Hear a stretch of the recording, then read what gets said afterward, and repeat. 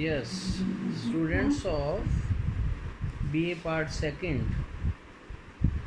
So this is a book of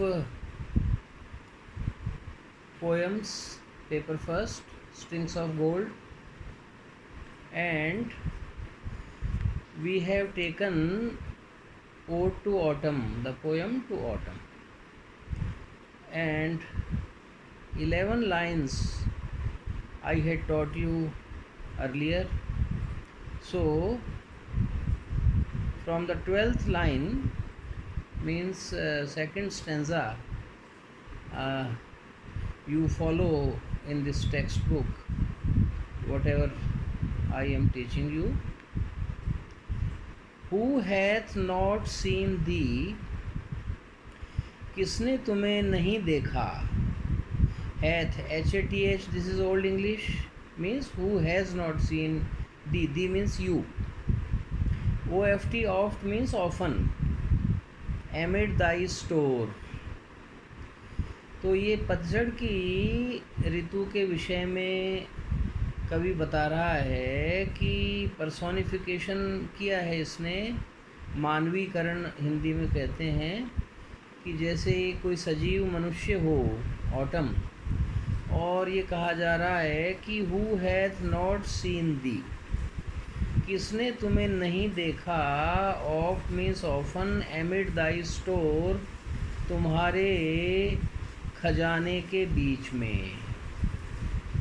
तो तुम्हारे खजाने के बीच में, एमिड का मतलब के मध्य, दाई मीन्स योर, किसने नहीं देखा तुम्हें.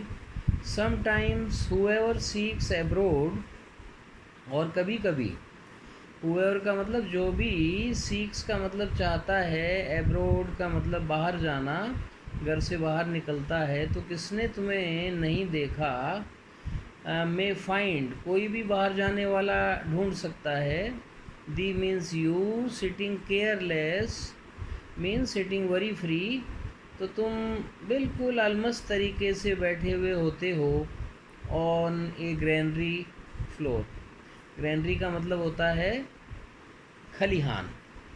तो जहाँ अनाज निकाला जाता है उस फर्श पर बहुत आराम से, आराम तलबी से बैठे हुए सबने, यानी तुम्हें निश्चित ही देखा होगा.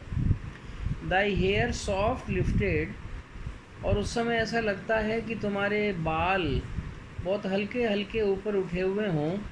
बाय द विनोइंग विंड, विनो बोलते हैं जो अनाज से उसका छिलका भूसा अलग किया जाता है. तो खेतों में आपने देखा होगा पंखा भी चला देते हैं जिससे कि वो भूसा हट जाए, दाने एक तरफ हो जाएं. तो ऐसे ही हवा चलती है पतझड़ में, तो उस हवा में अनाज का जो भूसा है वो अलग हो जाता है, दाने अलग हो जाते हैं. तो ऐसे एक किसान के रूप में, तो किसान की कई एक्टिविटीज़ होती हैं, वो सारी बताई जा रही हैं. तो जैसे तेज़ हवा चल रही हो और किसी किसान के बाल ऊपर की ओर उठ जाएं और वो अनाज निकाल रहा हो, तो ऐसे स्थान की कल्पना की है कि पतझड़ की ऋतु में किसने नहीं देखा. तो इससे ये आशय होता है कि पतझड़ के ऋतु के अलग आनंद हैं. Autumn has its own joys, और वो केवल एक फलों के बगीचे तक सीमित नहीं है. ऊपर फलों के बगीचे का वर्णन था, जहाँ बहुत से अच्छे इस प्रकार के वर्णन सुनकर आपके मुंह में पानी आया होगा. अब ये खेत का वर्णन है जिसमें से अनाज निकाला जा रहा है. तो पतझड़ में खेतों में भी अनाज होता है और बाग बगीचों में फल पकते हैं, इसका कहने का आशय ये. और ऑन ए हाफ रीप्ड फर्रो, या किसी आधी काटी हुई फर्रो पर, साउंड एस्लीप, जैसे कोई किसान है वो हंसिया लेकर के फसल काटे और फिर उसको नींद आ जाए और वो क्यारी में नीचे सो जाए, बहुत गहरी नींद. फर्रो, फर्रो का मतलब होता है, देसी भाषा आप समझते हो, खूड़. तो हल से जो खूड़ निकालते हैं, तो उस खूड़ पर ही कोई व्यक्ति फसल काटता काटता मान लो सो गया हो. तो ऐसे भी ये कवि की कल्पना है. Without imagination poetry can not be created और एप्रिशिएटेड. ना तो कविता लिखी जा सकती है बिना कल्पना के, और ना समझी जा सकती है। तो ये सब कवि की कल्पनाएं हैं। तो कहने का आशय ये है कि चाहे अनाज से भूसा अलग करना हो, चाहे फसल काटते काटते किसी थके हुए किसान के समान जैसे पतझड़ की ऋतु सो रही हो, तो यहाँ पर उसका मानवीकरण है, पुरुष रूप में उसका वर्णन किया गया है। Drowsed with the fume of poppies, अथवा अफीम की फसल, पॉपी कहते हैं अफीम के जो डोडे आते हैं वो पॉपीज़ कहा जाता है। अफीम में फूल भी आता है, फिर डोडे आते हैं। तो फ्यूम का मतलब यहाँ पर है फ्रेगरेंस, जो उसकी एक मादक खुशबू है।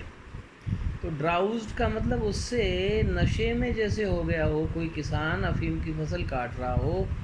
While thy hook spare the next swath, जबकि तुम्हारे हुक का मतलब औजार, हंसिए, दांतली इत्यादि ने स्पेयर्स का मतलब छोड़ दिया हो, द नेक्स्ट स्वेथ जो अगली पूली है उसको छोड़ दिया हो, and all it's twined flowers, और इसके जितने भी ट्वाइंड का मतलब उलझे हुए फूल होते हैं अफीम के, उनको छोड़ दिया हो। इस प्रकार का चित्रण भी हमारे मस्तिष्क में आता है। तो ये पिक्टोरियल क्वालिटी है, हम एक किसान के रूप में उसके नाना रूपों को देख सकते हैं इन पंक्तियों के माध्यम से। एंड समटाइम्स लाइक ए ग्लीनर, और कभी कभी एक ग्लीनर के रूप में। अब किसान की एक्टिविटी क्या है, एक तो फसल काटना, फिर उनको बांधना, फिर उनको ले जाना घर पर, तो ग्लीन कहते हैं। ग्लीनर वन हु कैरीज, जो सिर पर भरोटा जिसको हम यहाँ की भाषा में बोलते हैं राजस्थानी में, तो भरोटा सिर पर जैसे कोई ले जा रहा हो। दाउ डोस्ट की, DOST, dost means here does, old English है। कीप स्टेडी का मतलब तुम अपने आप को संतुलित रखते हो वो भार ले जाते समय। दाई लेडन हेड, लेडन का मतलब है तुम्हारा जो बोझ से लदा हुआ सिर है। अक्रॉस ए ब्रुक, और किसी झरने को तुम पार कर रहे हो, छोटी पहाड़ी नदी को। तो जैसे किसान स्थिरता रखता है जिससे वो फिसल कर गिर ना जाए, तो सिर पर बोझ भी है, तो इस प्रकार से तुम नज़र आते हो। और बाई ये साइडर प्रेस, साइडर प्रेस का मतलब यहाँ पर है सेब का रस निकालने की मशीन।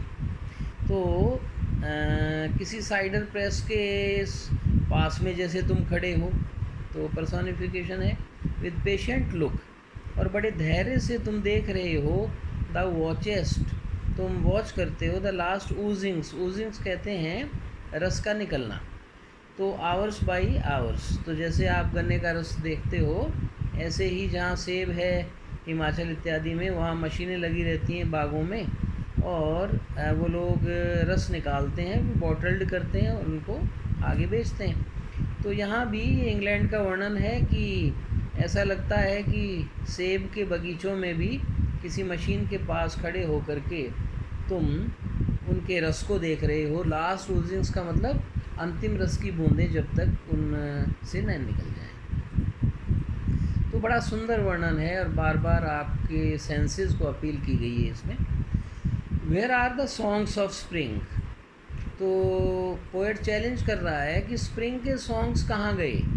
वसंत ऋतु के नगमे बहुत प्रसिद्ध हैं, लेकिन पतझड़ के आगे वो फीके हैं। आई वेयर आर दे, कहाँ हैं वो। थिंक नॉट ऑफ देम, उनके विषय में मत सोचो। Thou hast thy music too, तुम्हारा अपना म्यूज़िक है। तो पतझड़ को संबोधित कर रहा है ये ऑटम को, कि तुम्हारा अपना संगीत है जो किसी भी मायने में वसंत ऋतु से कम नहीं है। वाइल बार्ड क्लाउड्स, और कभी कभी आकाश में भी बहुत अच्छे दृश्य दिखाई देते हैं। बार्ड क्लाउड्स का मतलब है जैसे बार्स होती हैं, सलाखें होती हैं, इस प्रकार के क्लाउड्स की शेप हो जाती है। बादलों की कई शेप्स होती हैं। Bloom the soft dying day, तो वो सॉफ्ट डाइंग का मतलब धीरे धीरे ढलता हुआ जो दिन है। डाइंग का मतलब मरता हुआ नहीं है, ढलता हुआ है यहाँ पर, यानी सूर्यास्त की तरफ। तो वो बादल चमकने लगते हैं, लाल लाल रंग के भी हो जाते हैं। And touch the stubble plains, और वो उन मैदानों को छूते हैं। विद रोज़ी ह्यू, अपने गुलाबी रंग से। तो स्टबल कहते हैं ऐसे खेत जिनमें ठूंठ खड़े हों, यानी फसल काट ली गई हो और जो ठूंठ हैं वो खड़े हुए हों, तो उन पर वो आभा, एक गुलाबी आभा बिखेरते हैं बादल। तो बड़ा सुंदर यानी प्रकृति का दृश्य होता है। बहुत सुंदर खेत खलिहानों के बगीचों के वर्णन यहाँ किए गए हैं और ऑटम की सुपीरियॉरिटी जो है उसको एस्टेब्लिश किया है, इवन स्प्रिंग से भी अच्छा उसे बताया है। नाउ लास्ट टेंसा है एंड इन ए वेलफुल क्वायर।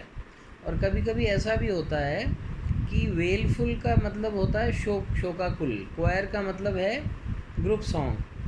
तो कभी कभी जैसे कोई शोक का समूह गान हो रहा हो, द स्मॉल नेट्स माउर्न, छोटे छोटे जो कीड़े होते हैं, पिस्सू वगैरह बोलते हैं नेट्स को, माउर्न का मतलब वो दुख व्यक्त करते हैं। तो ये कल्पना है, यानी पिस्सू बोलते हैं। तो आपने देखा होगा कि शाम के समय बहुत से झींगुर पिस्सू बोलने लग जाते हैं। एमंग द रिवर सैलोज़ का मतलब जहाँ पर उथली नदी का किनारा है, जहाँ झाड़ियाँ वगैरह होती हैं, वहाँ पर इस प्रकार के कीड़े बोलते हैं। बोर्न एलॉफ्ट, कभी कभी हवा तेज़ चलती है तो हवा में ऊपर तैरने लगते हैं। और सिंकिंग, या फिर नीचे बैठ जाते हैं नदी में। As the light wind lives, जैसे कि हल्की हवा लिव्स और डाइज, जब चलती है तो उसके लिए लिव आया है, जब हवा बंद हो जाती है तो डाई आया है। तो हवा का मरना जीना नहीं है, यानी तेज़ चलना, तो तेज़ चलने से वो कीड़े ऊपर चले जाते हैं हवा में, और जब मंद हो जाती है हवा तो नीचे आ जाते हैं। तो ये हमारे म्यूज़िकल जो इसकी लाइंस की क्वालिटी है, ये हमारे सेंस ऑफ ईयर यानी हियरिंग उसको अपील करती है। एंड फुल ग्रोन लैम्प्स, और इसी तरह से पूरे ग्रोन अप जो लैम्प्स हैं, मेंढे हैं जो भेड़ के बच्चे, लाउड ब्लीट, वो बहुत तेज़ी से चिल्लाते हैं। फ्रॉम हिली बाउर्न, हिली का मतलब जो पहाड़ियों की बाउंड्री है, उनके बाड़े वगैरह हैं, उनमें से वो लैम्प्स जो हैं भेड़ के बच्चे, वो बहुत तेज़ बोलने लगते हैं। हैज क्रिकेट सिंग, और झाड़ियों में जो क्रिकेट्स का मतलब जो टिड्डे वगैरह होते हैं, झींगुर, वो भी गाने लगते हैं। And now with treble soft, और फिर बहुत ही मध्यम ध्वनि से, बहुत हल्के हल्के, द रेड ब्रेस्ट ये पक्षी होता है, विसल्स, छोटा सा चिड़िया होती है छोटी, तो ये एक सीटी जैसी आवाज़ करती है। फ्रॉम ए गार्डन क्रॉफ्ट, किसी गार्डन क्रॉफ्ट से, यानी किसी बगीचे के एनक्लोज़र से। क्रॉफ्ट में एनक्लोज़र जो बाड़ा होता है, जो जहाँ पर गेट वगैरह भी लगा देते हैं गार्डन का, तो वहाँ पर कोई चिड़िया भी बोलने लगती है। तो कानों के लिए भी बहुत मधुर इसमें बताया गया है। एंड गैदरिंग स्वेलोज़, और जो इकट्ठे हुए स्वेलोज़ यानी पक्षी हैं, अबाबिल पक्षी, ट्विटर इन द स्काईज़, वो आकाश में चहचहाते हैं। तो देखिए, जहाँ तक पक्षियों का चहचहाना है, झींगरों का और इनका बोलना है, तो हमारे कानों को ये मधुरता प्रदान करता है। और जिह्वा स्वाद के लिए सेब के अंगूर के वर्णन हैं ही। इसी तरह से दृष्टि के लिए वहाँ किसान का वर्णन है जो खेत खलिहानों में या एप्पल जूस की ऊजिंग्स को देख रहा है। तो सारे सेंसेस को अपील करने वाली एक बहुत छोटी और बहुत अच्छी कविता ये ऑटम ये कंप्लीट हो गई। तो आप इसको पढ़िए। होम असाइनमेंट यही है कि इसको पढ़ करके इसकी समरी अपने शब्दों में लिखिए। Thank you, that's all.